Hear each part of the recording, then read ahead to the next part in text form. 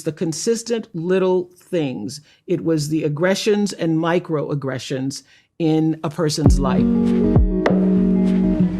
I thought trauma, prior to my conversations with Bruce in doing this book, I thought trauma had to be a big, gigantic experience. You had to go through a tsunami, literally, if not literally a tsunami-like crisis in your life.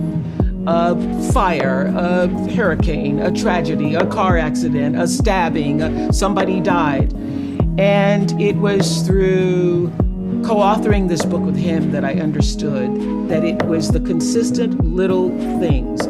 It was the aggressions and microaggressions in a person's life that causes them to have their own worldview. Whatever that worldview is for you is different from me. So the biggest learning for me is that trauma doesn't have to have a great big old capital T on it.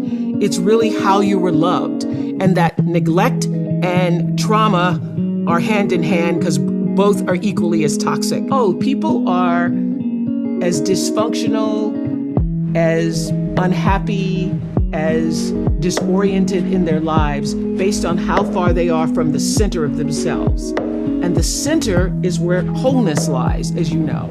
And so where there is no center and there is no sense of wholeness and love for yourself, there's going to be disarray, chaos, confusion, and, dysfunction in your life. And I saw that over and over and over again, that people behave based on how they were loved and then how they were able to process that in a way to love other people. And so Bruce just gave me the science for that. What this book did is gave me the science for it. If you come into success and fame, and particularly fame, because fame is its own world and definition, because it really is based upon what other people think of you. So, because fame isn't what you think of yourself, it's what other people think of you. If you come into that and you don't have a grounded, centered self, you will be controlled by the outside instead of the inside.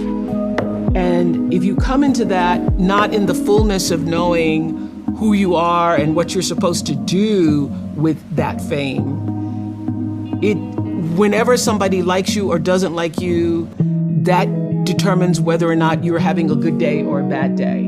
And you have lost control of your own life. So I think what fame teaches you quickly is to grow the wholeness within yourself so that you're not controlled by others' outside opinions of you. The younger the children are, the more influence you have, not only on who they become, but on what their brain becomes. Because if you're surrounded by chaos and dysfunction and loudness and disorder at a 0 to 2 months, it means the synapse in your brain doesn't form in the way that it does in children who have had that. And you are more likely for behavioral problems, health problems, all other problems in life, just because you didn't get what you needed from 0 to 2 months.